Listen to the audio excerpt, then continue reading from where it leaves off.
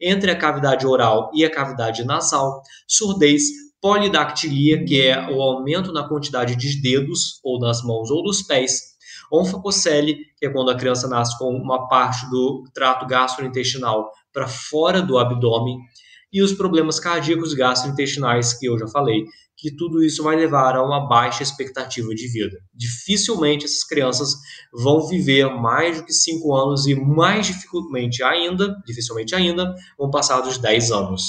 E a mesma coisa com os que têm a síndrome de Edwards, que é trissomia do cromossomo 18. Essas crianças vão ter um pé em um formato característico, que é chamado de forma de mata-borrão, deficiência intelectual também, a sobreposição dos dedos das mãos, elas costumam nascer com as mãos mais ou menos nessa posição, né, com os dedos sobrepostos, e problemas cardíacos e gastrointestinais, que vão levar a uma baixa expectativa de vida. Agora falando nas alterações dos cromossomos sexuais. E a primeira vai ser a síndrome de Klinefelter, que vai ser o homem que ele tem uma polissomia do cromossomo X. Então ele vai ser XXY, ou XXXY, ou XXXY. Lembrando que, evidentemente, vai ser mais raro você ter mais cópias do cromossomo X. Então vai ser mais comum você encontrar um homem XXY do que um XXXXY. E aquilo que eu falei do corpúsculo de Barr. Isso muitas vezes vai gerar indivíduos normais, porque vocês sabem que as mulheres têm um silenciamento natural de uma das duas cópias do cromossomo X. Essa cópia que foi condensada, ela não vai ficar inativa, mas ela vai ter a sua expressão muito diminuída. Então, se esse homem tiver apenas uma cópia a mais do cromossomo X, se ele for XXY, essa cópia extra muitas vezes pode ser condensada no corpúsculo de Barr e não vai se manifestar. Então, esse indivíduo vai ser assintomático e ele só vai descobrir que ele tem Klinefelter se ele fizer um exame genético. Mas o que essas pessoas que manifestam essa síndrome de forma plena vão ter? Elas vão ter testículos pequenos, baixa testosterona, braços longos, esterilidade, ginecomastia, que é o aumento das mamas nos homens, e uma possível deficiência intelectual. É um biotipo mais feminilizado. E as síndromes do XXXY ou XXXY, XXXX, não é o Y aqui, são as mulheres que têm mais de 2 cromossomos X, ou do XYY, que também pode ser chamado de síndrome de Jacobs, que é o homem com 2 cromossomos Y. Essas são duas síndromes que têm poucas características físicas marcantes, ou talvez nenhuma, e poucos problemas médicos associados também. O máximo que a gente vai encontrar aqui é uma possível deficiência intelectual e um atraso no desenvolvimento das mulheres que têm mais de 2 cópias do cromossomo X. De forma que quanto mais cópias elas tiverem, mais grave vai ser essa deficiência intelectual.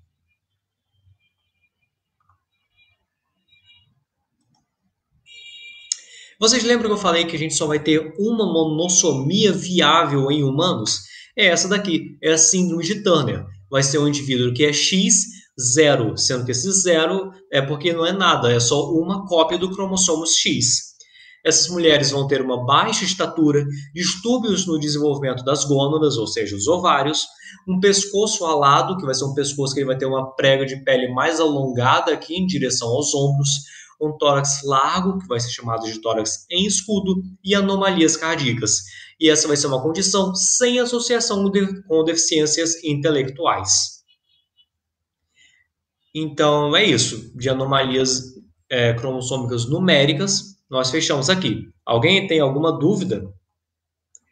A Beatriz mandou, mas pode haver silenciamento desse terceiro X. Na mulher, acho que você está falando da síndrome do poli-X. Pode também. Pode também. É possível. Só que quanto mais cromossomo X você tiver, menor a chance de você ter um silenciamento que vai ocultar aquilo, né? Porque se você tiver 4 cromossomos X, você teria que silenciar 2, o que não vai ser tão efetivo quanto você ter que silenciar um só. Então é mais difícil de passar desapercebido por causa disso. Mas sim, pode acontecer, ainda mais se ela só tiver 3 cópias do cromossomo X.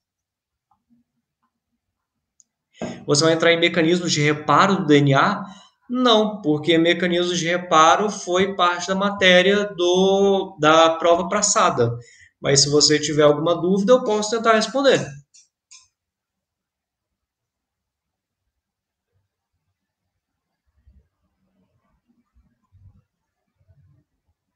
Você tem alguma dúvida específica, Fernando?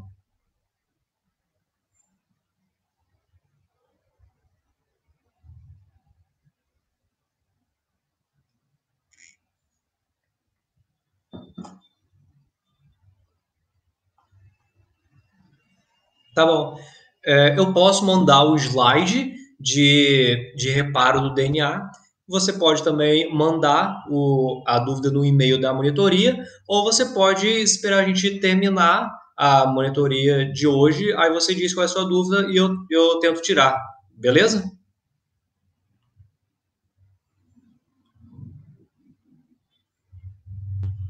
Ok.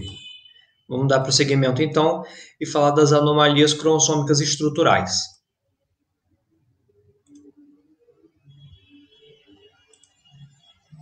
Para falar das anomalias estruturais, a gente tem que entrar no conceito do rearranjo cromossômico, que são modificações que vão alterar a estrutura do cromossomo em vez da quantidade de cromossomos. E esses rearranjos podem ser causados por erros na replicação, por um crossover desigual ou por quebras cromossômicas, sejam elas espontâneas ou causadas por agentes externos como radiação. E nós vamos ter dois tipos principais de rearranjos cromossômicos, que vão ser os balanceados e os não balanceados.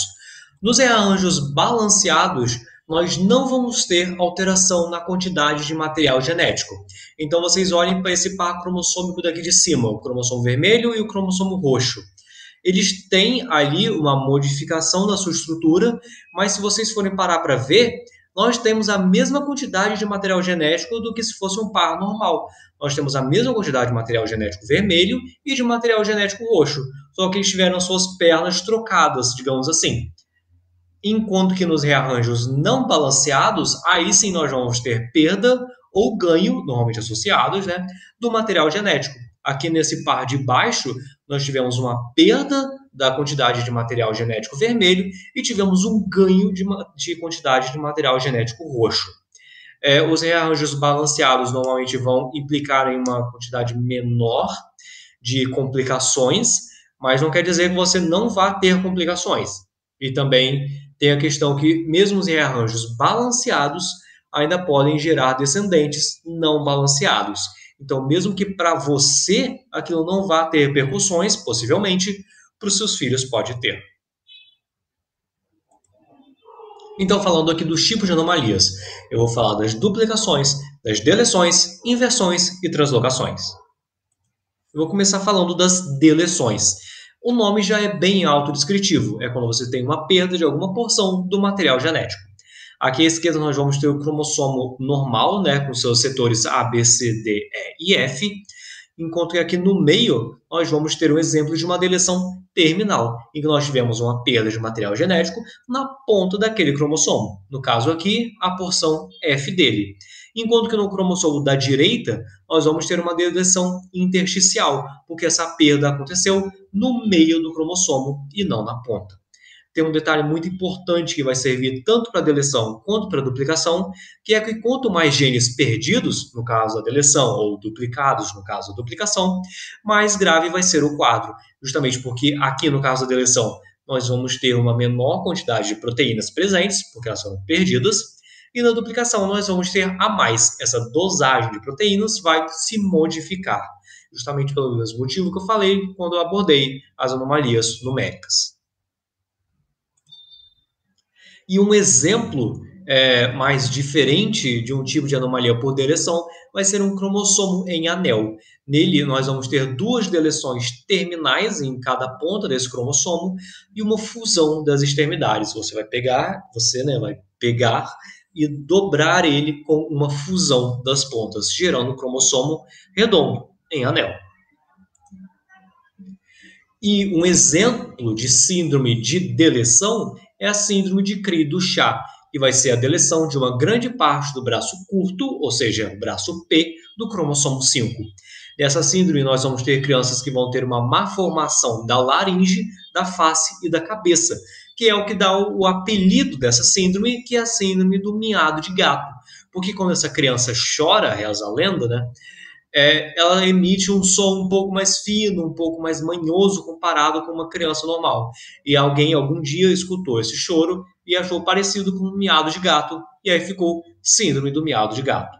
Essas crianças também vão ter microcefalia e deficiência intelectual. E um outro tipo de síndrome que nós podemos ter é no imprinting genômico, que aqui vai ser quando você tem uma diferença na expressão, no fenótipo daquela deleção, aqui falando desse exemplo especificamente que eu vou dar, dependendo se aquele cromossomo alterado veio da sua mãe ou se veio do seu pai.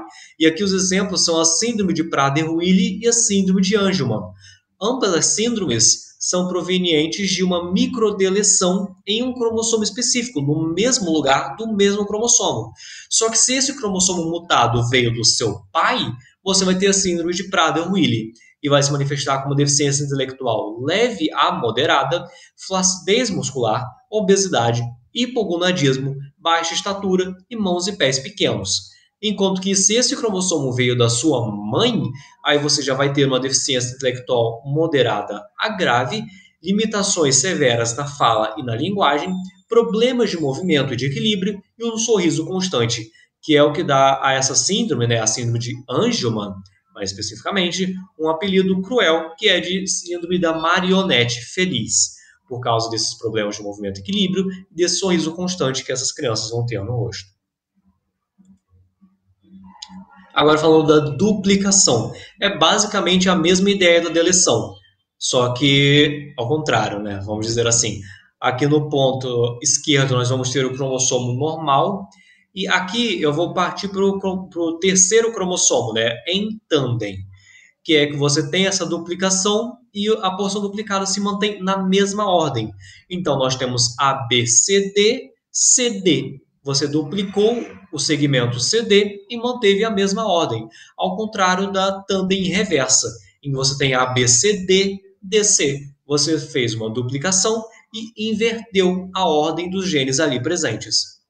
Já a duplicação deslocada vai ser quando você tem uma duplicação, só que a porção duplicada não está em tandem com a porção original. Então, nós não temos a BAB, nem a BBA. Nós temos a BCD, AB. A porção duplicada está em outro lugar daquele cromossomo. E também é a mesma coisa da deleção, no que eu falei que quanto mais genes são afetados, aqui no caso duplicados, mais grave vai ser esse quadro, porque eles vão ter a sua dosagem aumentada. E aqui um exemplo vai ser a doença Charcot-Marie-Tooth, que vai ser uma duplicação no braço P do cromossomo 17, que vai levar a danos nos nervos periféricos. Isso vai levar a uma atrofia muscular nos pés e uma diminuição na sensibilidade dos membros inferiores, ainda que também possa afetar as mãos. E os pés das pessoas normalmente têm esse formato côncavo mais característico. Agora falando da inversão, é quando você tem justamente uma inversão dos genes sem que você tenha um aumento na quantidade deles.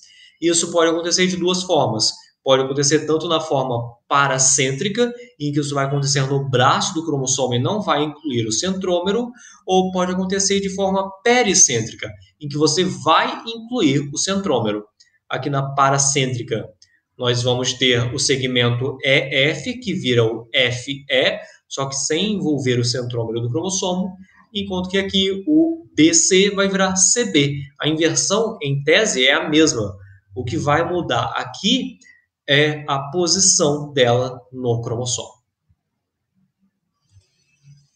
Então, a princípio, a inversão não vai alterar a dosagem dos genes, porque você não tem nada nem a mais nem a menos ali, mas ela ainda pode gerar duplicações e deleções depois que você fizer o crossing over, ou também pode afetar a expressão de outros genes. Porque vamos dizer que o gene A regula a expressão do gene B. Essa regulação ela depende também da proximidade física desses genes. A partir do momento que você tem uma inversão pericêntrica, por exemplo, e afasta o gene A do gene B, essa regulação já não vai ser tão efetiva quanto era antes, por causa do distanciamento espacial deles. E aqui o último vai ser a translocação, que ela pode ser aqui, como esse exemplo, recíproca, que você vai ter a ruptura e fusão com troca de segmentos. É basicamente a mesma coisa que aconteceu lá atrás, quando eu estava falando dos cromossomos vermelho e roxo, em questão de balanceado ou de não balanceado. Por isso que essa aqui vai ser recíproca. Só que mesmo uma translocação recíproca que seja balanceada, ainda vai gerar complicações, especialmente quando a gente fala da formação de gametas. Porque para a gente ter a metáfase, aqui no caso dessa imagem, a metáfase 1, nós precisamos que os cromossomos estejam pareados. Só que quando você tem uma translocação, esse pareamento não pode acontecer normalmente ali com o cromossomo de frente para o outro, que nem normalmente é. Eles precisam ficar todos torcidos e dobrados para que as partes homólogas se pareiem. Então, quando você vai fazer a seleção dos cromossomos para a formação dos gametas, você pode pegar, por exemplo, os cromossomos normais, que nem está aqui nessa bolinha da esquerda, que vai gerar um gameta viável e completamente normal. Você também pode gerar um gameta que tenha cromossomos portadores de translocação, mas que ainda vão ser viáveis porque aqui a gente tem tudo balanceado. Mas nós podemos também gerar gametas que não sejam viáveis porque eles não estão balanceados. Aqui nós vamos ter um aumento na quantidade de material genético de um dos dois cromossomos. Então, mesmo uma translocação balanceada pode gerar gametas que não sejam balanceados e, portanto, não sejam viáveis. Nós vamos ter também a translocação robertsoniana, que é quando nós temos a fusão de dois braços longos de um cromossomo com dois braços curtos, sendo que esses cromossomos precisam ser necessariamente acrocêntricos para que isso aconteça, porque se os dois braços fossem do mesmo tamanho, a gente não teria essa caracterização específica. E uma coisa que é relevante de falar aqui é de síndrome de Down por translocação. Aqui nós vamos ter dois indivíduos de exemplo. Nós vamos ter o pai, o indivíduo XY, que ele é normal. Ele tem os cromossomos 14 e 21, sem translocação, sem trissomia, nem nada. Aqui nessa imagem, o cromossomo 21 é o amarelo e o 14 é o roxo. Sempre que a gente fala de translocação, ou melhor, de síndrome de Down por translocação, eu nunca vi um que não fosse com o 14 e com o 21. Esse é certamente o que mais acontece, mas eu não vou ser capaz de afirmar para vocês se essa é a única forma em que acontece. Isso é especificamente com o par 14. Mas enfim, e aqui na direita nós vamos ter a mãe. Essa mãe ela vai ser portadora de translocação entre o cromossomo 14 e o cromossomo 21. Só que ali vocês conseguem ver que isso não vai manifestar nada nela porque vai estar balanceado. Só que enquanto o pai só gera um tipo de gameta, né? Ele pega uma cópia do cromossomo 14 ou uma cópia do cromossomo 21, a mãe pode gerar 6 tipos de gametas diferentes. Ela pode gerar um gameta normal, que é esse par 1.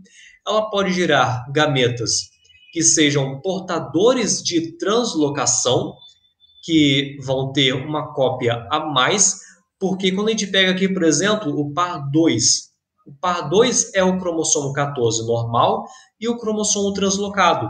Só que nós temos um braço longo a mais do cromossomo 14. Assim como no terceiro par aqui, nós temos uma cópia a mais do braço longo do cromossomo 21. E esse braço longo é o que vai ter a maior quantidade de genes. Então é como se você tivesse praticamente um cromossomo inteiro a mais. Você pode ter também o gameta que tenha só o cromossomo com translocação ou só o cromossomo normal, que o cromossomo com translocação não esteja envolvido. E aí você vai ter todas as combinações possíveis desses tipos de gametas. Você pode gerar um indivíduo normal, se você pegar o gameta normal do pai e o gameta normal da mãe. Você pode gerar um indivíduo que seja portador de translocação, se você pegar o gameta normal do pai e o gameta 4 da mãe, que é só o cromossomo com a translocação. Isso vai gerar um indivíduo que seja, assim como a mãe, portador de translocação, mas ele não vai ter a síndrome de Down. Você pode também ter indivíduos que tenham a trissomia, que é quando você pega o cromossomo do pai, ou o cromossomo 2 ou o cromossomo 3 da mãe. Só que no caso do cromossomo 2, nós vamos ter a trissomia do 14, enquanto que no cromossomo 3, perdão, no gameta 3, gerando o par 3, nós vamos ter a trissomia do cromossomo 21. Porque é justamente isso que eu falei. Você vai ter o cromossomo 21 normal do pai, o cromossomo 21 normal da mãe e o cromossomo com a translocação, que vai ter um braço longo do cromossomo 21. Então é como se você tivesse um cromossomo 21 a mais. E exatamente a mesma coisa que pode acontecer com o cromossomo 14, gerando uma trissomia do 14 que não é viável. Você pode também, o cromossomo normal do pai se unindo ao gameta 5 ou 6 da mãe. Aí, no caso, vai gerar uma monossomia do 14 ou uma monossomia do 21, que também não serão viáveis.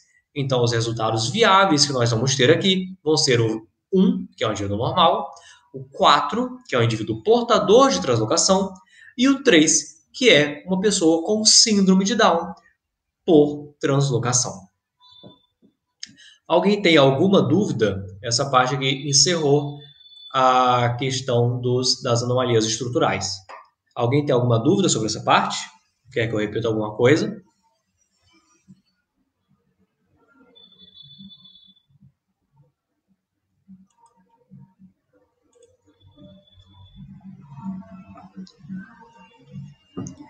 Se ninguém tiver nenhuma dúvida,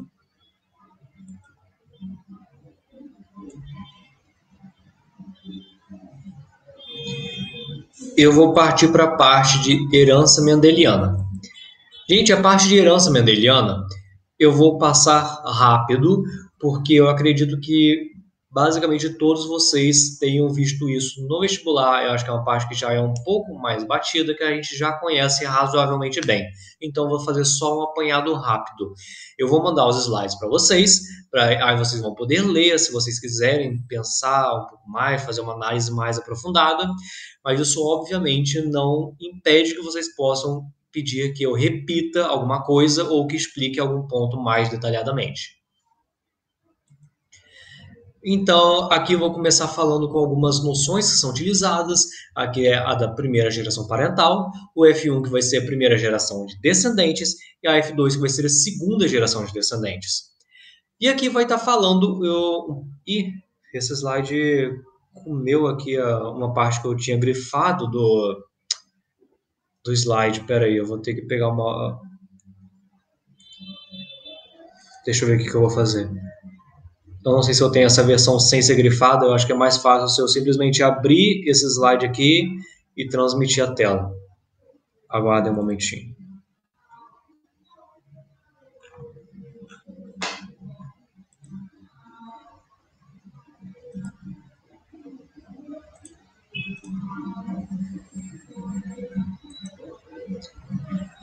Pronto, está compartilhando aqui. É o mesmo slide, né? Só que aqui ele não está anexado na plataforma, então não vai estar ocultando essa parte que eu grifei.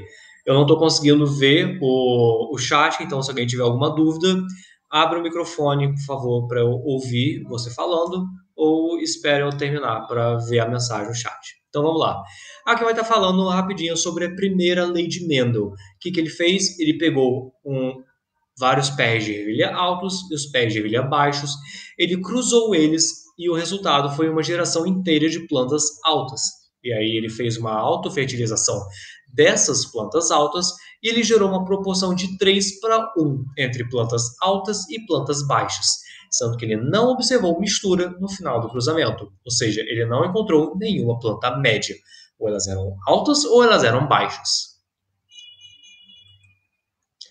E aí ele associou esses fatores que têm versões diferentes, que hoje a gente sabe que são os alelos, que estão relacionados aos genes. E esses tipos de fatores se sobrepõem um ao outro. Aqui no caso falando do princípio da dominância, que no caso desses pés de ervilha, é o pé de ervilha alto sendo dominante ao pé de ervilha baixo. no caso, o fenótipo. E que a forma visível do alelo, que foi chamado justamente de dominante, enquanto que o escondido é a forma recessiva. Ele também chegou à conclusão que cada gameta contribui com um alelo, que é o que dá origem à lei de segregação dos fatores, e que o traço que é exibido no fenótipo é o traço dominante. Então, mesmo que você seja um indivíduo heterozigoto, que tem uma versão dominante e uma recessiva, a que vai se expressar de fato é a versão dominante daquela característica.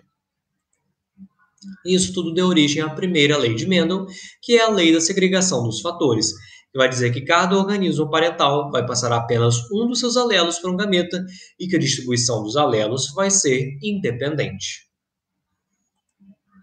Aqui falando um pouco de um vocabulário que a essa altura eu acho que vocês já dominam, mas se vocês quiserem ler um pouco melhor, depois a gente vai mandar os slides para vocês. Eu falei. E aqui é o famoso quadro de Punnett, que vai permitir que a gente avalie os resultados possíveis de qualquer cruzamento que a gente pensar. Então, quando você tem um cruzamento entre heterozigotos, você vai ter essa proporção de 3:1 no fenótipo, porque você vai ter 2 indivíduos heterozigotos como resultado, um homozigoto dominante e um homozigoto recessivo. Enquanto que quando você cruza um heterozigoto com um homozigoto recessivo, você vai ter metade heterozigota e metade homozigoto recessivo. E aí tem todo um cálculo de probabilidade envolvido que, enquanto a gente mantém na primeira lei, ele é bastante simples, que é justamente o quadro de Punnett. Você vai ter 1/4 homozigoto recessivo, 1/4 homozigoto dominante e um heterozigoto. Ou seja, 3 dominantes e um recessivo. E agora, a segunda lei de Mendel. Ele estudou mais de uma característica por vez, ele não se prendeu apenas nas plantas altas e nas plantas baixas, ele também analisou, por exemplo, a cor das ervilhas associada à textura das ervilhas, né? Se elas eram lisas ou rugosas. E aqui são genes que estão em pares cromossômicos diferentes, eles não estão diretamente relacionados entre si. E ele entendeu que a determinação desse fenótipo vai acontecer justamente de forma independente. No caso, o fato de uma ervilha ser verde não influencia em nada se ela é lisa ou se ela é rugosa e vice-versa. Então, quando a gente tem um cruzamento de pais que sejam um deles homozigoto dominante, né, duplo homozigoto dominante e o outro duplo homozigoto recessivo, os gametas gerados serão ABzão e ABzinho. E a primeira geração vai ser justamente heterozigota, Azão, Azinho, Bzão, Ezinho. E essa geração, por si só, vai gerar 4 tipos de gametas diferentes, que é o Azão, Bzão, Azão, Bzinho, Azinho, Bzão e Azinho, Bzinho. E aí a gente chega na segunda lei de Mendel, que é a segregação independente dos cromossomos homólogos, que vai ditar que os dois fatores que controlam características diferentes são herdados de forma independente um do outro. Então, como eu falei, a cor da ervilha não vai influenciar em nada na textura dela. E aqui a gente tem o que eu chamo de quadro de Punnett expandido, que vai permitir a gente analisar a proporção quando a gente está analisando mais de uma característica. Então, quando a gente faz o cruzamento dos indivíduos heterozigotos, a gente acaba com a proporção de 9:3:3:1, sendo, no caso, 9 ervilhas com os 2 fenótipos dominantes, ou seja, Azão, traço, Bzão, traço, 3 ervilhas com um dos fenótipos dominantes, ou seja, Azão, traço, Bzinho, Bzinho, 3 com o outro fenótipo dominante, ou seja, Azinho, Azinho, Bzão, traço, e uma ervilha com os 2 fenótipos recessivos, ou seja, Azinho, Azinho, Bzinho, Bzinho. E é isso, essa parte daqui eu vou falar na outra aula de herança. Alguém tem alguma dúvida da herança mendeliana?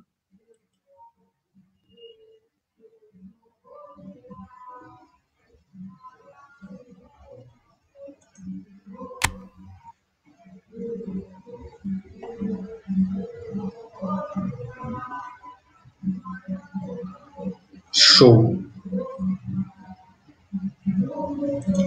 Então, eu vou partir aqui para a parte agora de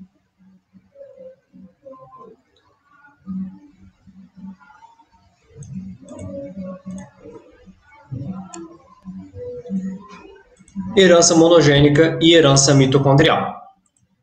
Vamos dar seguimento. Qualquer dúvida é só mandar no chat.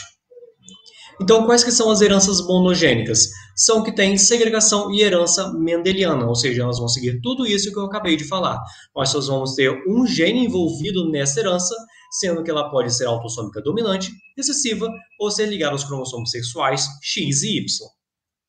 Vou começar. Ah, não, perdão. Antes de começar falando da herança, eu tenho que introduzir a ideia do heredograma, que é uma ferramenta que eu acho que todo mundo conhece, e aquele mapinha que vai permitir a gente estudar uma determinada família e identificar qual é o tipo de herança mais provável de uma determinada característica. É bem esse aqui, formado por quadrados e círculos. Então, agora falando das heranças propriamente ditas. A primeira vai ser a herança autossômica recessiva. Ela só vai se expressar em homozigose, ou seja, você precisa necessariamente que aquele indivíduo seja azinho para expressar aquela característica. Porque se ele for azão, ele evidentemente não vai expressar, porque ele não vai ter o alelo recessivo. E se ele for azinho, ele também não vai expressar, porque o que vai estar expresso vai ser o fenótipo dominante. Esse vai ser um tipo de herança que a gente vai ter uma frequência proporcional entre machos e fêmeas, que é uma coisa que não vai ser verdade quando a gente estiver falando das heranças que estão associadas aos cromossomos sexuais. E aqui a gente vai ter o tal do salto geracional, porque se vocês forem olhar esse heterograma aqui, por exemplo, só a quarta geração que vai ter indivíduos expressando essa característica, sendo que nenhuma das gerações predecessoras teve ela. Por que isso aconteceu? Porque todos os outros membros dessa família ou são azão ou azinho. Então você pode ter esse salto geracional justamente por causa da necessidade que você tem de ser um indivíduo homozigoto recessivo. Essa característica pode ser passada de geração em geração de forma oculta, sem se expressar, até que dois indivíduos que sejam duplo heterozigotos é redundante, né? Até indivíduos que sejam heterozigotos cruzem entre si e tenham um filho homozigoto recessivo. E aqui eu trouxe alguns exemplos de doenças que são de herança autossômica recessiva, que eu vou passar muito por cima, é só para ilustrar mesmo, que vão ser a fenilcetonúria, a doença de Tay-Sachs, o albinismo, só essas. A fenilcetonúria, Tay-Sachs e o albinismo, que vocês vão ver mais aprofundadamente quando a gente for falar de eosinatos, mas aí isso já é matéria da P3, eu trouxe aqui realmente só para ilustrar, né? Só alguns exemplos. Antes de falar da herança autossômica dominante. Aqui, diferente da herança recessiva, você não vai ter salto geracional, porque todos os indivíduos que tiverem pelo menos um alelo dominante vão necessariamente expressar aquela característica. Então, se você tiver um indivíduo afetado, pelo menos um dos pais dele vai ser afetado também. Nós vamos ter uma frequência proporcional entre machos e fêmeas, porque nós não estamos falando de heranças que são relacionadas aos cromossomos sexuais, e um exemplo vai ser a polidactilia. E um outro exemplo que eu trouxe aqui é a da pseudoacondroplasia, que é quando você tem uma mutação uma mutação na proteína oligomérica da matriz de cartilagem, que vai gerar um distúrbio que vai gerar indivíduos com membros curtos e cabeça grande. Esse daqui parece a acondroplasia, né, o nanismo, mas não é nanismo, porque no nanismo você tem indivíduos que eles são proporcionais, então você não vai ter essa questão dos membros curtos e a cabeça grande, enquanto que aqui é uma condição diferente, ainda que similar. Agora, falando das heranças relacionadas a caracteres sexuais, nós vamos ter a herança ligada ao X. Na herança ligada ao X, recessiva, nós vamos ter um traço mais comum em homens do que em mulheres. Mas por que isso vai acontecer? Por que a gente vai ter essa especificidade, essa desproporcionalidade? Porque pensem comigo, as mulheres têm 2 cromossomos X, então elas precisam de 2 cópias do alelo recessivo para expressar aquela característica. Então é como se fosse 2 vezes mais difícil, ou 2 vezes mais improvável, enquanto que o homem só vai ter uma cópia do cromossomo X. Então ele só tem uma chance disso acontecer. Isso ocorre de forma muito mais frequente. Tem uma questão muito importante que é que pais com essa característica nunca vão passar para os seus filhos, porque para eles vão passar o cromossomo Y, mas todas as suas filhas vão ser necessariamente portadoras, pelo menos, porque para elas ele vai passar o cromossomo X. E um exemplo disso vai ser o daltonismo e a hemofilia. Enquanto que na herança ligada ao X dominante, a gente vai ter o contrário. Vai ser um traço mais comum em mulheres do que em homens. A lógica é parecida, só que meio que invertida. Enquanto na herança recessiva ligada ao X, a mulher tem uma chance menor porque ela precisa de 2 cópias, aqui é como se ela tivesse uma chance 2 vezes maior, porque ela tem 2 cópias. Então ela tem uma chance maior de receber um alelo dominante, comparado ao homem, que só tem uma chance de receber, porque ele só vai ter uma cópia do cromossomo X. Então essa vai ser uma herança mais comum em mulheres do que em homens. Os pais que têm essa característica nunca vão passar para os seus filhos, mas todas as suas filhas serão necessariamente afetadas, porque para elas eles vão passar o seu cromossomo X. A gente tem de novo aquela questão do corpúsculo de Barr, que faz com que essa condição possa ser expressada de forma mais branda por causa da condensação de uma das 2 cópias do cromossomo X. E um exemplo de herança desse tipo vai ser o raquitismo. Agora falando da herança ligada ao cromossomo Y, ou seja, herança holândrica. Vai ser uma característica que vai estar presente no gene SRY, que é justamente a região diferencial do cromossomo Y. Essa é uma herança que, evidentemente, vai ser transmitida apenas entre homens, e um exemplo é a hipertricose auricular. Essa é o tipo de herança mais fácil de se reconhecer no heredograma, porque você só vai ter homem afetado. E aqui o último tipo que eu vou falar vai ser a herança mitocondrial, que vão ser mutações presentes no DNA mitocondrial, sendo que a mitocôndria ela é transmitida apenas por mulheres, tanto para os seus filhos quanto para suas filhas, mas só elas vão conseguir passar isso adiante. Um exemplo vai ser a neuropatia óptica hereditária de Leber. Então, quando vocês virem um heredograma, vocês têm que analisar 2 coisas. Primeiro, tem salto geracional? Se tiver salto geracional, é porque é uma herança recessiva, seja autossômica, seja ligada ao sexo. Se ela não tiver salto geracional, pode ser que seja uma herança dominante. E vocês têm que analisar também o padrão, se você tem mais indivíduos machos afetados, fêmeas afetadas, ou se está proporcional. Se for proporcional, a chance de ser uma herança autossômica é muito maior. Se pender para ou mais homens afetados ou mais mulheres afetados, aí já vai ser ligado ao X, seja dominante, seja recessivo. Se você só tiver homens afetados, é uma herança holândrica. E se vocês perceberem que só as mulheres estão passando essa característica à frente, que nem acontece nesse heredograma aqui, é uma herança mitocondrial. Beleza, gente? Alguém tem alguma dúvida antes de continuar?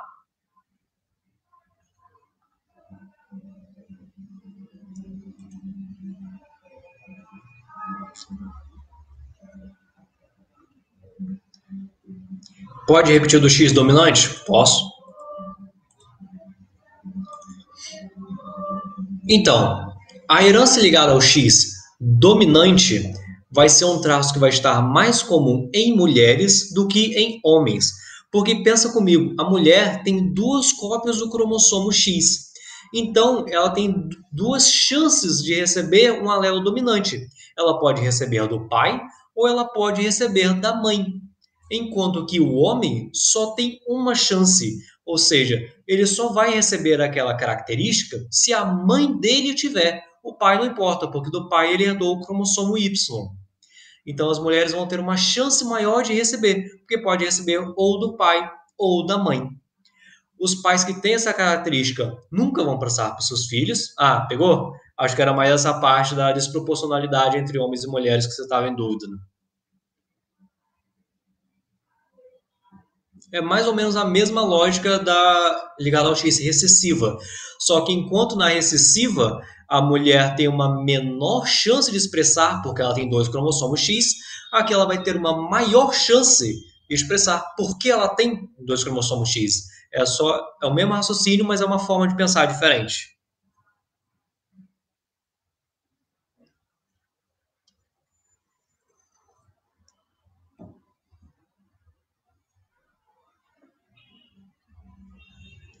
Pode explicar por que homens têm mais chances de ter daltonismo? Então, é justamente isso que eu falei. O daltonismo é uma herança ligada ao X recessiva. Para que você tenha uma mulher daltônica, você precisa de duas cópias do alelo recessivo. Ou seja, ela precisa ter um pai daltônico que tenha o X azinho e ela precisa de uma mãe que seja ou daltônica ou portadora e que passe o alelo recessivo para ela. Então ela precisa ter os dois pais com o alelo recessivo e que esses dois pais passem esse alelo recessivo para ela. Enquanto que os homens só precisam ter uma mãe portadora ou daltônica, porque o pai não vai importar. Eles só vão precisar de um progenitor com esse alelo, entendeu? Não existe um homem que seja apenas portador de daltonismo, que nem existe mulheres portadoras de daltonismo, porque as mulheres têm a chance de serem heterozigotas. Os homens não têm essas chances. Ou eles são daltônicos, ou eles não são. Ou eles têm um alelo recessivo, ou não têm. Deu para pegar, Júlia?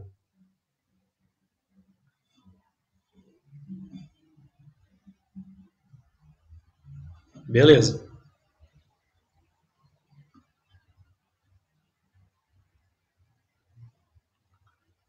Mais alguém?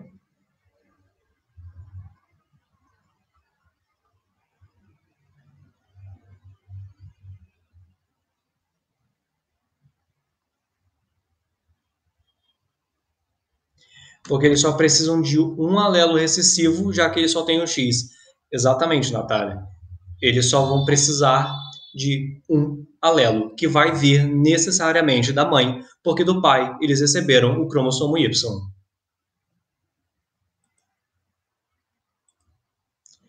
Agora, se ninguém tiver nenhuma dúvida, eu vou partir para a parte de interação gênica e herança quantitativa. Perdão, apenas interação gênica. É porque esse slide aqui tem as duas matérias, mas quem vai falar de herança quantitativa é Letícia. Então vamos falar sobre as relações de dominância. Nós vamos ter três tipos de dominância que podem acontecer. A dominância completa é basicamente o normal que acontece quando a gente pensa em genética. Você vai ter o alelo recessivo sendo suprimido, o alelo dominante sendo o que vai se expressar, e o heterozigoto tendo o fenótipo idêntico ao do homozigoto dominante. É basicamente a herança mendeliana normal que a gente já conhece, que é o que vai diferenciar da dominância incompleta e da codominância. A dominância incompleta acontece quando a gente tem um heterozigoto que vai ter um fenótipo intermediário entre o homozigoto dominante e um homozigoto recessivo. Vamos pensar, por exemplo, em flores. Vamos dizer que a flor vermelha seja o fenótipo dominante e a flor branca seja o fenótipo recessivo. Ou seja, uma flor vermelha é azão e uma flor branca é azinho. Quando você tem um heterozigoto, se essa característica for de dominância incompleta, ele vai se manifestar de forma intermediária, aqui nesse exemplo, entre o vermelho e o branco. Então, nós vamos ter uma flor rosa. Você vai pegar as duas características e vai misturar, que vai ser diferente de quando a gente fala de codominância. Na codominância, você vai ter a expressão dos dois alelos no heterozigoto. Então, aqui, por exemplo, eu gosto de usar o exemplo da vaca, porque nós vamos dizer que a vaca preta seja o azão e a vaca branca seja o azinho. Quando você tem o heterozigoto, você não vai ter uma vaca cinza, que nem aconteceria na dominância incompleta. Não vai ser um fenótipo intermediário. Vão ser os dois fenótipos se manifestando de forma completa. Ou seja, a gente vai ter uma vaca malhada. Só para deixar claro aqui que essa questão, esse exemplo da vaca, é realmente um exemplo para ilustrar. Eu não sei se é assim que as vacas malhadas têm a sua herança, é realmente apenas para entender. Mas um exemplo que é definitivamente factual é o do sistema sanguíneo ABO. Você tem o indivíduo que ele é o sangue do tipo A e você tem o do tipo B. E quando você tem o indivíduo que ele é AB, ele vai expressar tanto o carboidrato A na membrana das hemácias quanto o carboidrato B. Então, as duas características vão estar se expressando naquele indivíduo.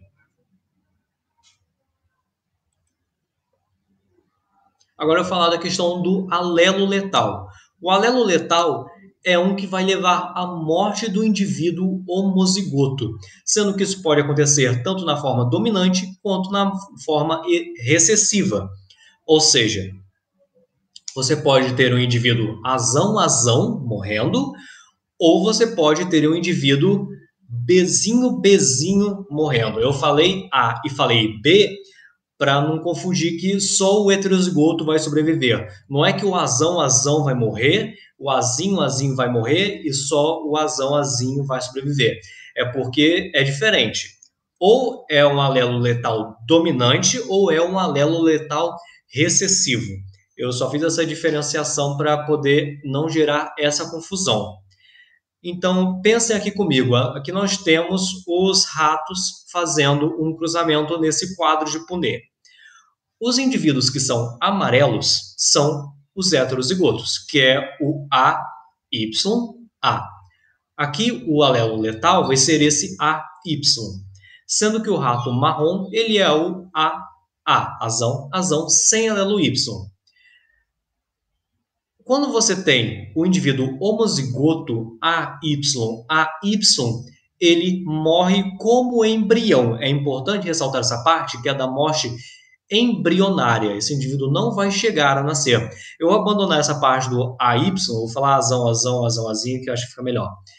Aqui nesse exemplo, vamos dizer que o indivíduo azão, ele não tem o alelo letal. O indivíduo heterozigoto azinho vai ter uma cópia do alelo letal. E o indivíduo azinho vai ter duas cópias do alelo letal. E é justamente essas duas cópias do alelo letal que vai levar à morte dele. Mas você poderia ter também um alelo letal azão, em que o heterozigoto vai sobreviver normalmente, o azinho vai ser aquele que não vai ter o alelo letal, e o azão, o que vai ter o alelo letal. Então é importante vocês terem essa noção. Tanto é que, por exemplo, a acondroplasia, que é o nanismo, é um alelo letal dominante. Então, todas as pessoas com nanismo que vocês veem são necessariamente heterozigotas, porque se elas fossem homozigotas para o gene do nanismo, elas teriam morrido dentro do útero da mãe, porque o alelo letal da acondroplasia é dominante. Enquanto que o do gene BRCA, que é o que é relacionado ao câncer de mama, ele é um alelo letal recessivo. Então, quando você é um indivíduo azinho para o BRCA, você vai ter uma morte intraembrionária. E essa parte do intraembrionário é importante quando a gente analisa a probabilidade. Porque em um quadro de Punnett normal, você, por exemplo, qual que é a chance de você ter um indivíduo heterozigoto? É de 2 em 4. Qual é a chance de um homozigoto dominante? 1 em 4. E homozigoto recessivo também, 1 em 4. Só que quando a gente está falando de alelo letal, o total não vai ser o 4, vai ser 3, porque você não vai levar esse indivíduo que morreu como embrião em consideração. Então aqui, qual é a chance de você ter um indivíduo heterozigoto? É de 2/3, não é de 2 em 4. Isso é uma coisa que é muito importante. E a pleiotropia é quando você tem um gene que vai controlar múltiplas características em fenótipos diferentes. Por exemplo, a síndrome de Marfan, que vai ter toda uma gama de características por causa de uma mutação em um gene em específico. Agora, falando da manifestação genética, nós temos 3 casos específicos que eu vou trazer aqui para vocês, que é a penetrância incompleta, a expressividade variável e a epistasia. Na penetrância incompleta, nós vamos ter indivíduos que podem ou não desenvolver um determinado fenótipo associado ao genótipo, só que esse desenvolver ou não vai estar associado a fatores ambientais ou a interações com outros genes. E um bom exemplo para usar aqui é o da obesidade.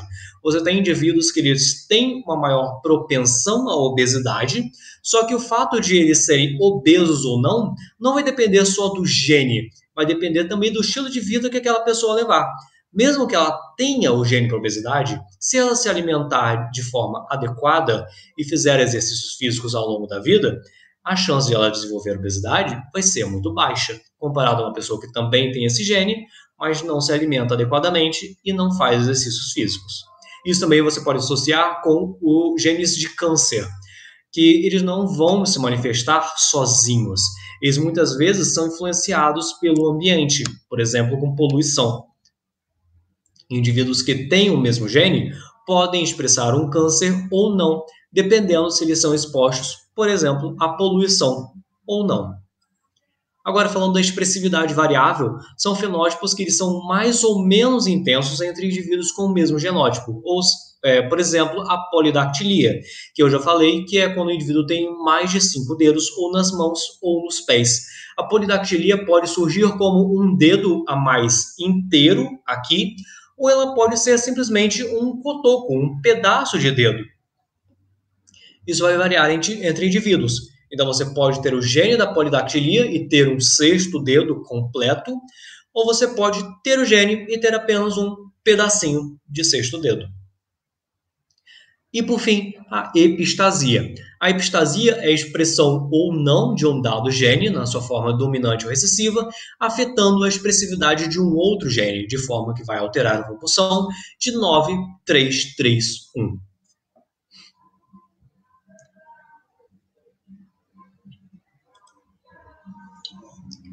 Mas como que funciona esse negócio de epistasia? Dá um exemplo. Um exemplo que vocês sempre vão encontrar é o do labrador. Eu, quando estava fazendo vestibular, eu já fiz não sei quantas questões de epistasia e eu vou dizer que 95% delas falavam sobre a pelagem do labrador. Para falar da pelagem do labrador, nós vamos considerar dois genes, o gene E e o gene B. Sendo que o gene E vai estar falando sobre a deposição ou não de pigmento. E o B vai estar dizendo se esse pigmento é preto, no caso do alelo Bzão, ou marrom, no caso do alelo Bzinho. Então, se você tiver um alelo Ezão, um alelo E dominante, pelo menos uma cópia dele, você vai ter a deposição daquele pigmento, seja preto ou marrom, que aí vai ser ditado pelo gene B. Se ele tiver pelo menos uma cópia do Bzão, vai ser preto, e se você for o homozigoto Bzinho, vai ser marrom. Só que se você não tiver a cópia dominante do alelo E, se você for Ezinho, não importa o que o alelo B diz. Não importa se ele está dizendo que o pelo do cachorro tem que ser preto ou se é marrom, porque você não vai ter a deposição daquele pigmento. E esse cachorro vai ter um pelo dourado ou caramelo. Então, a gente não vai ter a proporção de 9:3:3:1 normal. Aqui a gente vai ter uma proporção de 9:3:4, sendo que 9 vão ser os cachorros pretos, que vão ter um Bzão e um Ezão. Você vai ter 3 marrons, que vão ter o Ezão ainda, mas vão ter a dupla Bzinho, e 4 caramelos, que vão ter a dupla Ezinho e não vão ter a deposição de pigmento. Então, vai ser um alelo epistático recessivo, porque é a forma Ezinho que vai mascarar a expressão do gene B. Mas isso também pode acontecer na sua forma dominante. Aqui nós temos essas flores, e aqui o que a gente vai estar analisando é a deposição do pigmento, seja ele vermelho claro ou vermelho escuro, e se essa deposição vai acontecer nas pétalas das flores ou se vai acontecer em pontos. Se nós tivermos a presença do alelo Wzão, nós não vamos ter a deposição do pigmento nas pétalas. Então, não importa se o gene D diz que você vai ter o pigmento vermelho escuro, que é esse da direita, ou se você vai ter o pigmento vermelho claro, que é esse do meio. Se você tiver uma cópia, pelo menos, do alelo W dominante, você vai ter a síntese desse pigmento apenas em pontos, que seria essa flor da esquerda. Você não vai ter a deposição nas pétalas em si, que vão estar brancas, você vai ter a deposição apenas nos pontos. Por isso ele é uma versão epistática dominante, porque é a versão dominante do gene W que vai estar mascarando a expressão do gene D. E aqui a proporção que a gente vai ter vai ser de 12 para 3 para 1. 12 flores brancas com pontos, 3 flores com deposição nas pétalas vermelho escuro e uma flor com deposição nas pétalas vermelho claro. Então, na parte de interação gênica, é isso. Alguém tem alguma dúvida? Eu acho que tinha visto alguém digitando no chat alguma coisa. Vocês querem que eu repita alguma parte? Querem tirar alguma dúvida?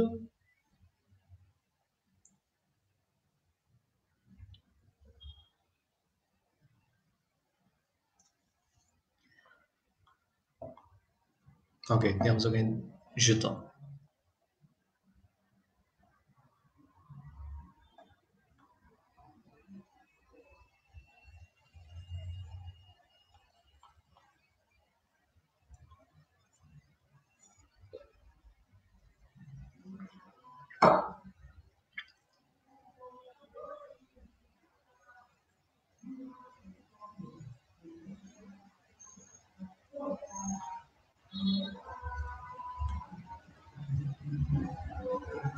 Fernando, dá uma repassada no exemplo do labrador de como a epistasia recessiva modifica a proporção fenotípica esperada do cruzamento de híbrido. Vamos lá voltar então.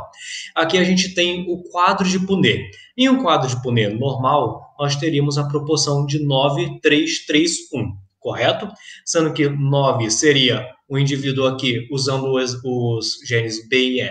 Seriam 9 Bzão, traço, Ezão, traço, 3. Bzão traço, Ezinho, Ezinho. 3. Bzinho, Bzinho, Ezão, traço. E 1. Bzinho, Bzinho, Ezinho, Ezinho.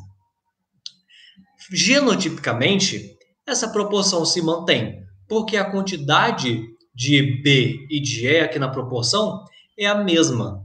Só que aqui, o cachorro que for Bzão, traço, Ezinho, Ezinho, vai se comportar da mesma forma que se ele fosse Bzinho, Bzinho, Ezinho, Ezinho. Porque o gene B vai estar sendo silenciado. Não importa se você tem um alelo Bzão que está dizendo que o pelo desse cachorro tem que ser preto, ou se você tem 2 alelos Bzinho que vão ditar que esse cachorro tenha um pelo marrom. O fato de você ter uma dupla de genes Ezinho, Ezinho, vai mascarar a expressão dele, fazendo com que ele não tenha nem pelo nem preto e nem marrom, mas sim caramelo. É por isso que ele é epistático recessivo, porque é a forma recessiva do gene E que vai mascarar a expressão do gene B. Beleza, Fernando? Genotipicamente a proporção se mantém, só que fenotipicamente ela vai mudar para 9, 3, 4. Ok? Então é isso, gente. Se ninguém tiver mais nenhuma dúvida, eu agora vou passar a palavra para a Letícia.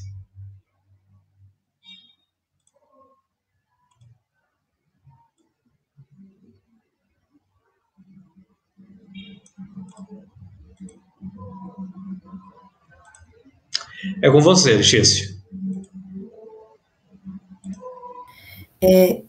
Você não quer botar o de herança quantitativa primeiro, não? Porque aí já fica mais ou menos na mesma... Bota sim. Obrigada.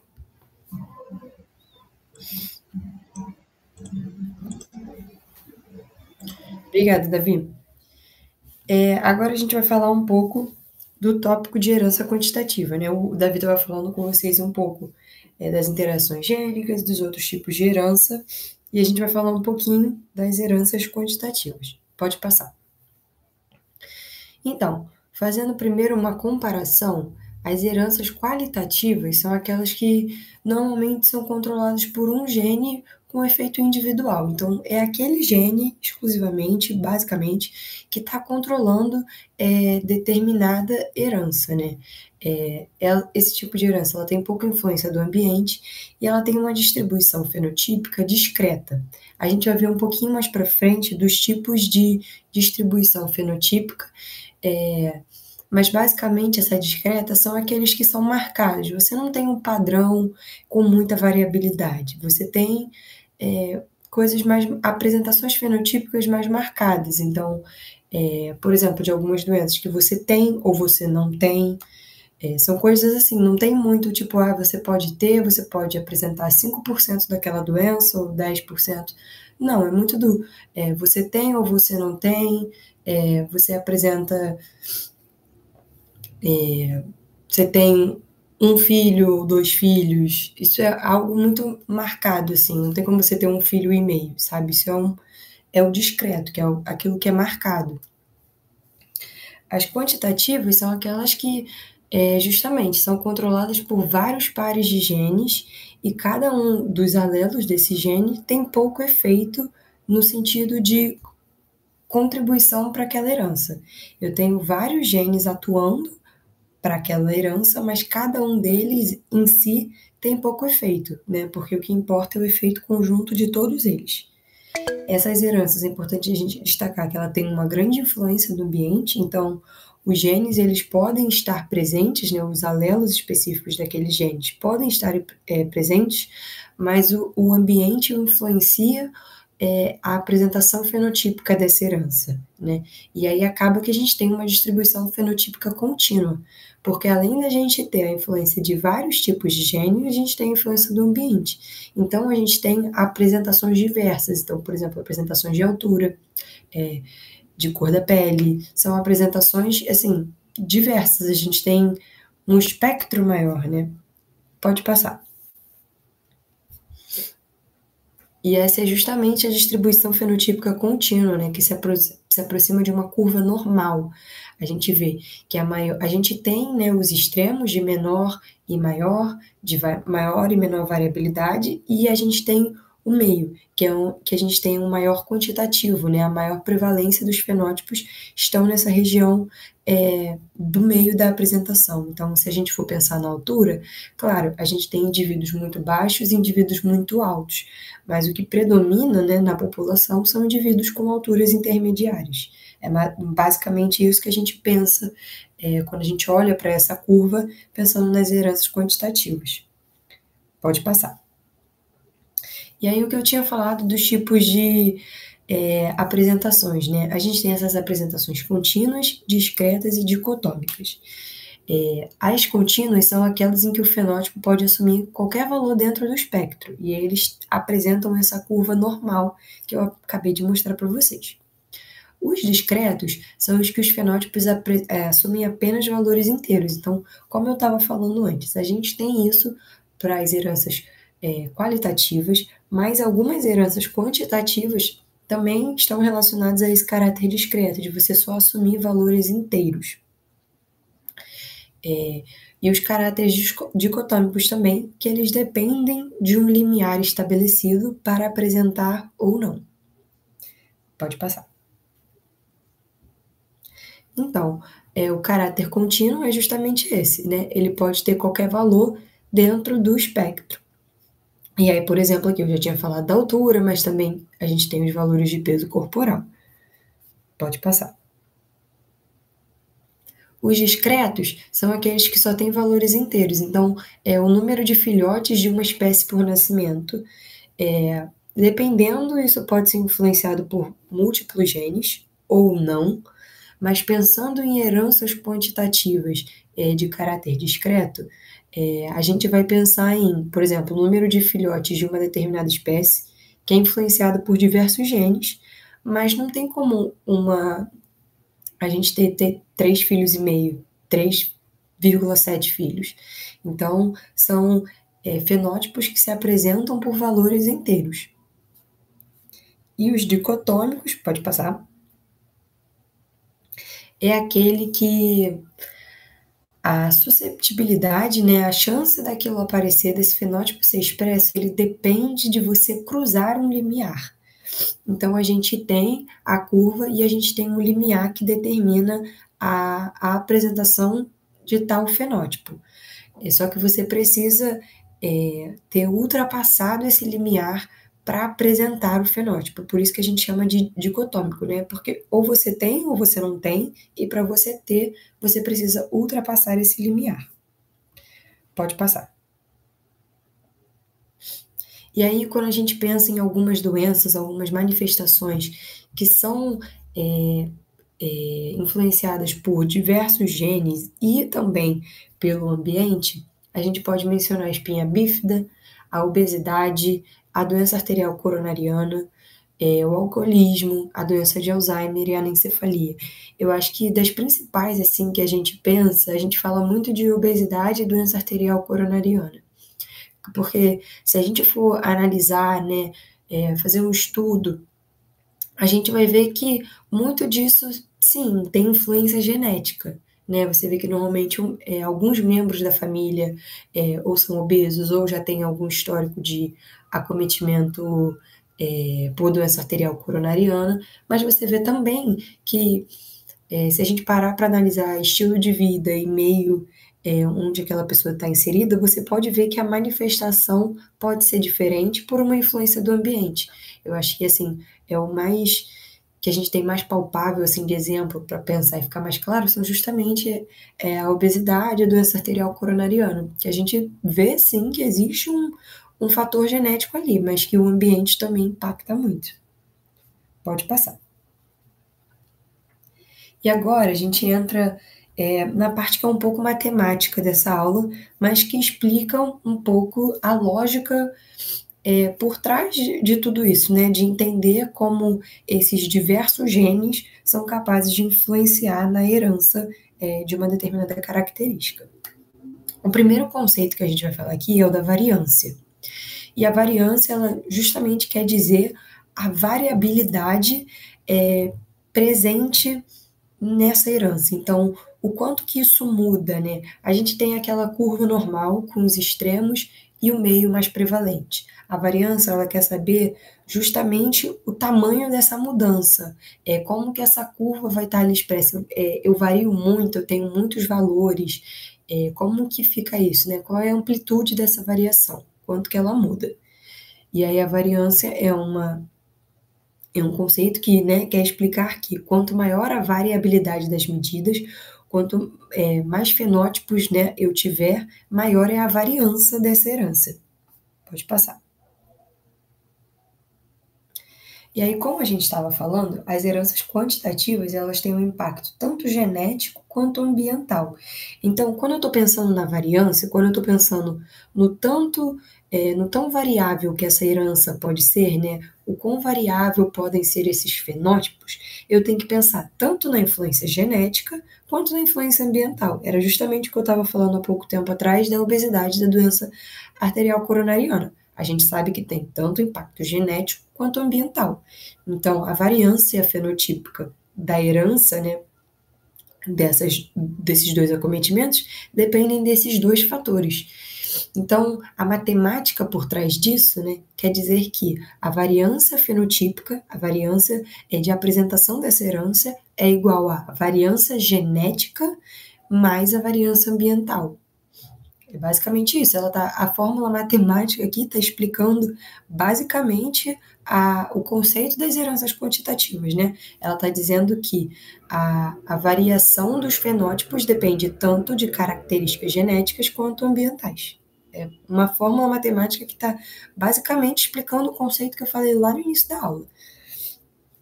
Pode passar. E aí, a gente sabe que essas heranças, elas têm, de novo, influência ambiental e genética. Por conta desse impacto genético, a gente consegue saber a herdabilidade dessa característica. E aí aqui entra um porém, porque não é que a gente tem uma herdabilidade muito assertiva, assim, né? Porque aí a gente vai levar em consideração só o fator é genético. A gente vai ver o quanto que aquele fator genético consegue ser transferido. Só que, de novo, a manifestação depende de outras coisas, né? Então, a herdabilidade é a proporção herdável de uma característica. Então, a gente está falando aqui do quanto que a variância genética vai impactar na influência fenotípica. Então, a gente vai ter aqui a fórmula matemática que vai explicar essa herança pela parte genética, é a variância genética sobre a variância fenotípica. Pode passar. Só que quando a gente fala dessa fórmula, a gente está unindo todos os fenômenos genéticos que podem acontecer em um fator só.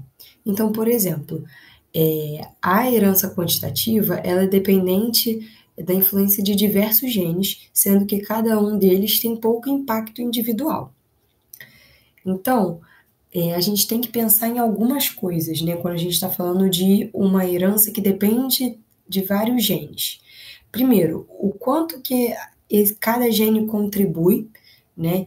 Que seria essa variância genética aditiva. Então, quanto que a presença de cada alelo, de cada um desses genes, quanto isso contribui para a herança. Mas a gente também tem que pensar em como esses genes interagem entre si. Porque, justamente, é uma herança que é pautada pela influência de vários genes, e, querendo ou não, esses genes interagem de certa forma entre si, né? Então, a variância genética ela é constituída pela variância genética aditiva, que está querendo ver o impacto, né, a contribuição de cada um desses genes para a herança, mas também ela é constituída pela variância genética dominante, que está analisando a interação entre cada um desses genes. Só que tem um porém. Uma coisa que a gente consegue prever é o quanto cada um desses genes pode contribuir. Mas agora, a forma como eles interagem é muito imprevisível. Então, normalmente, quando a gente está falando de herdabilidade, na fórmula matemática, a variância genética que a gente leva em consideração é a variância genética aditiva. Então, ao invés da gente ter aquela forma de herdabilidade, que é VG sobre VP, que é variância genética sobre variância fenotípica, a gente vai acabar levando em conta VA sobre VP, que é a variância genética aditiva sobre a variância fenotípica. E aí a gente chama isso de herdabilidade no sentido restrito, porque é o que a gente de fato consegue prever, né? O quanto que cada um desses genes vai contribuir. Agora, a forma como eles interagem é algo que não é muito previsível. Pode passar. E é isso aí o que eu estava falando, né? Que a aditiva é o somatório dos efeitos de cada alelo, enquanto a dominante vai levar em conta as interações entre esses alelos. Pode passar. E aí também fala um pouco sobre essa herdabilidade no sentido restrito, que eu também já falei. Pode passar. E aí, por fim, a gente pode falar do conceito da seleção artificial nas heranças quantitativas. A seleção artificial consiste em você escolher um grupo de indivíduos para ser usado num cruzamento. E aí, quando a gente está pensando nas heranças quantitativas, a gente quer analisar o fenótipo dos indivíduos da próxima geração com base no fenótipo dos indivíduos que a gente escolheu para a seleção. E aí tem algumas características que a gente analisa, né? Primeiro, a gente analisa o fenótipo da população toda, né? Eu tenho um grupo de gente ali e eu vou escolher parte delas para ser usada nesse cruzamento. O grupo todo é o que eu chamo de Mi, que é esse fenótipo médio da população original. O Mi-S é o fenótipo médio dos indivíduos selecionados. Então, foi esse grupo que eu escolhi para o cruzamento. E o Mi' é o fenótipo médio da próxima geração. E aí, é muito sobre prever o fenótipo da próxima geração para você analisar aquele fenótipo escolhido, né? Porque você tem o fenótipo de todo mundo, o fenótipo que você escolheu, e você quer saber o fenótipo final. Então, é uma análise justamente para você ver esse impacto desses genes e o impacto da escolha também.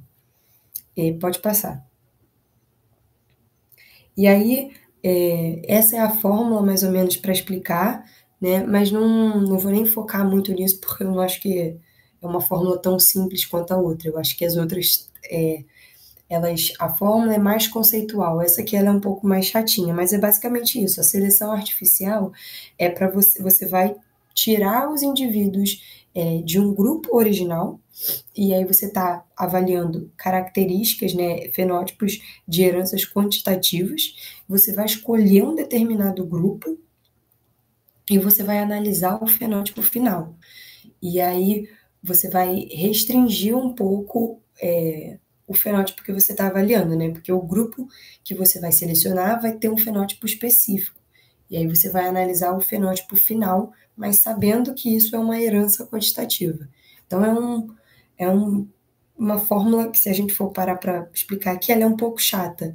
Então mas é mais para vocês entenderem isso também, que assim como o Davi estava falando, né, dos cruzamentos lá nas heranças quantitativas e na genética mendeliana, aqui a gente também pensa nisso, só que a gente está pensando em vários fatores, né? Fatores ambientais, fatores de influência de múltiplos genes. Então acaba que é um pouco mais complicado assim, a abordagem.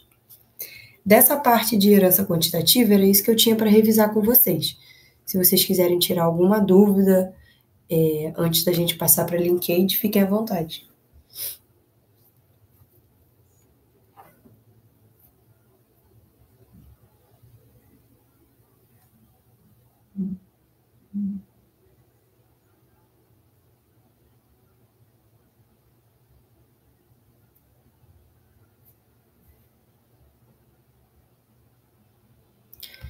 Beleza, então eu acho que a gente pode passar para linkage agora.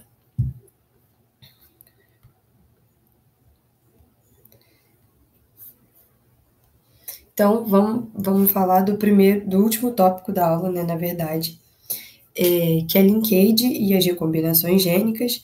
E antes de começar o tema propriamente dito, eu sempre gosto de relembrar dessa parte inicial do crossing over, que a gente falou, inclusive, lá no ciclo celular, que influencia muito nessa parte aqui da genética. Pode passar. Então, como a gente tinha falado lá antes, o crossing over é basicamente a troca de sequências genéticas presentes no material genético entre os cromossomos homólogos. E aí, qual o impacto disso no linkage, né, no caso? A gente está falando de um cromossomo, que um cromossomo tem vários genes. E querendo ou não, esses genes estão todos ligados, porque eles estão todos no mesmo cromossomo. A questão quando a gente pensa em cromossomos homólogos, a gente sempre tem que levar em conta que essa troca dos segmentos ela pode acontecer. E quando eu estou pensando em genes que estão muito próximos, eu estou pensando que eles vão ser trocados juntos, certo? Eu tenho genes que estão fisicamente localizados muito próximos um ao outro. Então, se o crossing over acontecer entre esses cromossomos homólogos, esses genes vão ser trocados juntos. Agora, se eu estiver falando de genes que estão muito longe um do outro no cromossomo, apesar deles estarem no mesmo cromossomo, as chances deles serem trocados juntos é muito menor, porque eles estão mais distantes. E é isso que a gente tem que ter em mente e lembrar, né? Quanto mais distantes os genes estiverem em um cromossomo, eles tendem a se segregar de forma independente, né? E quando a gente pensa em genes que estão muito próximos, a gente pensa que o crossing over faz com que eles sejam segregados juntos, porque eles estão fisicamente próximos. Então, se essa troca acontecer, eles vão ser transferidos juntos. Pode passar. Tendo isso em mente, né, o impacto do crossing over e a importância de entender essa distância física de cada um dos genes presentes no mesmo cromossomo, a gente vai começar a falar agora mais especificamente do linkage em si.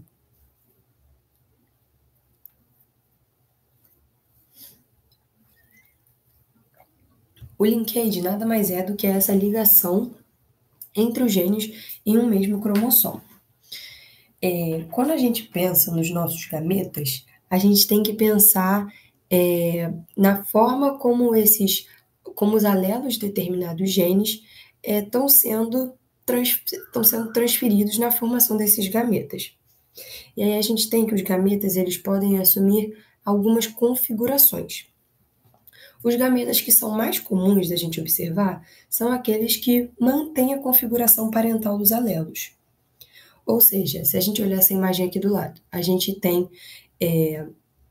uma célula, né? E aí a gente vê que um cromossomo tem o alelo A, B dominante e o outro, o A e o B recessivo. Essa é a configuração parental, porque é a célula-mãe. A gente tem a configuração parental, né? Em que um cromossomo eu estou herdando os 2 alelos dominantes e no outro os 2 recessivos. Se a gente observar os gametas que são formados, a gente vai ver que a maioria deles segue a conformação parental. Então, um herdou o cromossomo com os alelos dominantes e o outro lá com a configuração parental herdou com os alelos recessivos. E a gente tem os 2 do meio, que são os que a gente chama de recombinantes. Se a gente olhar, esses 2 alelos, eles estão muito próximos dos outros no cromossomo. Então, eles estão mais suscetíveis a serem herdados juntos. Mas sempre tem a questão do crossing over. O crossing over pode acontecer e fazer essa troca desses alelos. E aí a gente vai ter os recombinantes, que são justamente essa minoria, porque é muito menos provável de acontecer. Pode acontecer, mas a chance é muito menor. Por isso que eles são os recombinantes e são os gametas mais raros. Justamente por esses alelos estarem mais próximos. Se a gente for analisar, né, a matemática, a gente vai ver que os parentais representam 96% dos gametas formados e os recombinantes 4%, para a gente ver que a chance disso acontecer é realmente bem mais baixa. Pode passar. Então, se a gente for parar para pensar na segunda lei de Mendel, a gente está vendo que ela nem sempre se aplica. Porque quando os genes que codificam características diferentes estão próximos no mesmo cromossomo, eles serão mais frequentemente herdados como uma unidade. Pode passar. Também é importante a gente lembrar das configurações que esses gametas podem assumir. A gente fala de 2, né, que é o arranjo cis e o arranjo trans. Os gametas em configuração cis são aqueles que vão ter os alelos dominantes em um cromossomo e os recessivos em outro. E o trans, eu tenho os alelos dominantes e recessivos no mesmo cromossomo. Então, a gente olha aqui na imagem, a gente vê que no cis, o cromossomo da esquerda tem o Azão e o Bzão no mesmo cromossomo, e o Azinho e o Bzinho em outro cromossomo. E o trans é o contrário, eu tenho o Azão com Bzinho e o Azinho com Bzão. É muito importante a gente saber isso para a gente entender a configuração parental, porque a configuração parental ela pode ser tanto cis quanto trans, e a gente vai ter que o predominante, a configuração predominante, né, dos gametas é sempre a parental. Então é importante você saber se a configuração parental é cis ou trans, para você entender como que vai ser a maior parte dos gametas formados. Pode passar. E aí, de novo, retomando aquilo da frequência de recombinação. Quando a gente tem que 2 genes estão muito próximos, a frequência de recombinação é muito menor, porque a interação, né, o linkage entre eles é maior, é a ligação. Agora, se esses genes estão mais afastados entre si, a frequência de recombinação tende a ser maior. Por conta desse afastamento, a interação entre eles é menor, né? Essa ligação entre eles é menor. Pode passar. Pode passar de novo. E aí aqui foi basicamente um estudo para entender essa frequência de recombinação e a proporção formada. Então, foram usados as moscas para analisar, né? E aí utilizou-se uma mosca com olhos vermelhos e asas normais e a outra com olhos roxos e as asas vestigiais. E aí fez o cruzamento dela e a gente teve uma nova mosca formada, que era duplo heterozigoto. E aí você sabia os alelos que estavam presentes nos cromossomos, né? Por isso que você pega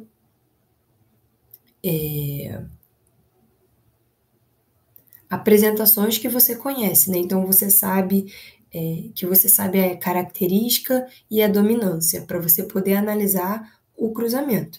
Então aqui a gente viu que predominou a característica dos olhos vermelhos e das asas normais, mas ela estava portando os alelos dos olhos roxos e das asas vestigiais. Só não estava apresentando fenotipicamente pelos olhos vermelhos e asas normais seria uma característica dominante, mas ela era uma dupla heterozigoto. Pode passar. E aí, nessa segunda etapa, foi feito um cruzamento dessa mosca dupla heterozigoto com uma mosca homozigoto recessiva para ambos os genes. Então, você também sabia a característica. Quando você cruzar, você tem algo a se esperar, né?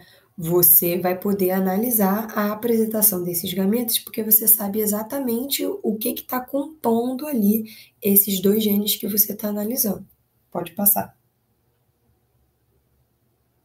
Se você olhar a mosca dupla homozigota, você sabe o gameta que ela vai formar, porque ela só pode formar um gameta, né? Ela é dupla homozigota, ela só pode formar um gameta, que é justamente esse roxinho que a gente está vendo. Agora, na outra mosca, que é heterozigota, ela tem uma variabilidade de gametas que ela pode formar. E aí, se você fosse parar para analisar, você ia falar, bom, ela pode formar esses dois parentais que eu tô vendo, né? Um que vai herdar as características de olhos vermelhos e das asas normais, e o outro que vai herdar as características dos olhos roxos e das asas vestigiais. Só que quando foi analisado o resultado, né, desse cruzamento, você viu que tinha mosca que tinha olho vermelho e asa vestigial, e olho roxo e asa normal. E aí você fica, alguma coisa aconteceu ali nesse meio do caminho, porque a característica era moscas vermelhas com asas normais e moscas de olhos roxos com asas vestigiais. E aí aqui foi justamente o que aconteceu, foi a recombinação que fez essa troca das características, né, desses alelos, permitindo a formação de gametas recombinantes. E aí, a partir disso, você tem essas outras apresentações. Mas, de novo, se a gente olhar numericamente, a gente vê que o que predomina é a apresentação parental.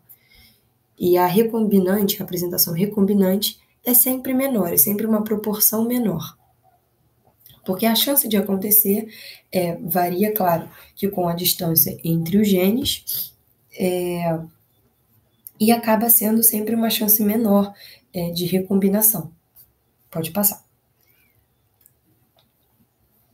E aí, a partir disso, a gente pode calcular a frequência de recombinação, né? Que se baseia no número de indivíduos recombinantes formados, com base na prole total formada. E aí você multiplica isso por 100 para obter uma porcentagem, né? Pode passar. E aí, com isso, com essas informações que a gente foi vendo até então, a gente pode formar os mapas de ligação. Então, a gente tem que a frequência de recombinação indica a distância entre os genes, justamente porque genes com maior frequência de recombinação estão mais afastados e genes com menor frequência de recombinação estão mais próximos. Isso também permite a gente descobrir a ordem dos genes nos cromossomos e entender como que eles se organizam. E aí a frequência, né, tem uma associação de que a frequência de recombinação de 1% indica uma unidade de mapa ou um organídeo. Pode passar. Pode passar. E aí eu trouxe um exemplo aqui, justamente que vai relacionar isso de distância e frequência de recombinação para ficar mais claro, né? Então, fala assim, em um indivíduo verificou-se que, para 3 pares de genes ligados, A, B, C, a taxa de crossing entre A e B é de 3,5, entre A e C é de 17,4% e entre B e C é de 13,9%. Calcule a ordem dos genes no cromossomo. Então, o que esse exercício está propondo para a gente ele te fala a taxa de crossing entre cada um dos genes. O tanto que isso acontece, o tanto de crossing que acontece entre cada um desses genes, e ele te pede para estipular, a forma como eles se organizam em um cromossomo. Então, a gente tem que lembrar que a maior taxa de crossing indica maior separação entre os genes, e a menor taxa de crossing indica maior proximidade entre os genes. Então, o que a gente tem aqui é que a maior taxa de crossing é entre A e C, que é de 17,4. Então, você sabe que A vai estar, a maior distância de A vai ser C, Porque eles são os genes que têm maior taxa de crossing entre si, logo eles estão mais afastados. E eu tenho que a taxa de crossing entre A e B é de 3,5, que é a menor taxa de crossing. Então, o que a gente está deduzindo aqui a partir disso? Que B está muito mais próximo de A do que A está próximo de C. E aí, como que você faz para montar essa ordem? Você vai aos poucos. Você primeiro coloca os que são mais distantes entre si. Pode passar. Que são os que têm maior taxa de crossing, que é A e C. Eu sei que eles têm uma taxa de crossing de 17,4%, e isso corresponde a 17,4 morganídeos. É a maior distância entre esses genes que a gente viu. Pode passar. E aí depois, eu sei que a taxa de crossing entre B e C é de 13,9 morganídeos. Então, eu também sei que B está relativamente afastado de C. Tá menos o B o C é mais próximo de B do que ele é de A, mas ele ainda é afastado. Aí a gente vai lá e coloca essa distância. Pode passar. E aí, por fim, a gente vê que sobra a distância de 3,5 morganídeos, que é justamente a taxa de crossing que acontece entre A e B. E aí, com isso, você consegue colocar, fazer um mapa desses genes no cromossomo, com base nessa frequência de recombinação, justamente porque isso indica a distância entre cada um desses genes. Pode passar. Era basicamente isso que eu tinha para falar com vocês também sobre linkage.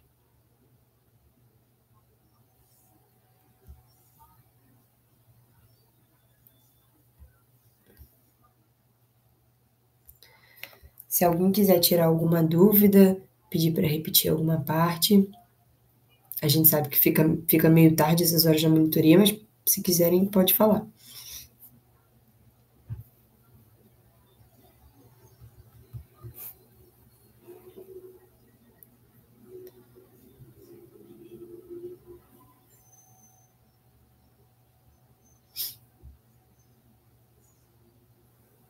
Show, Rafael, obrigada.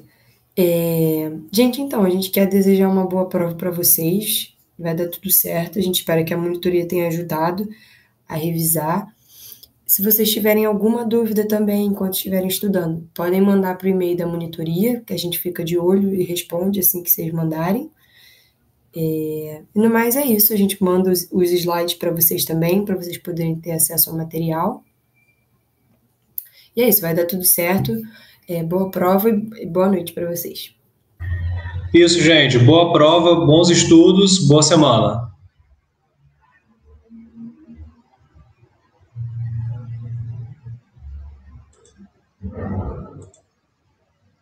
Valeu, gente. Tchau.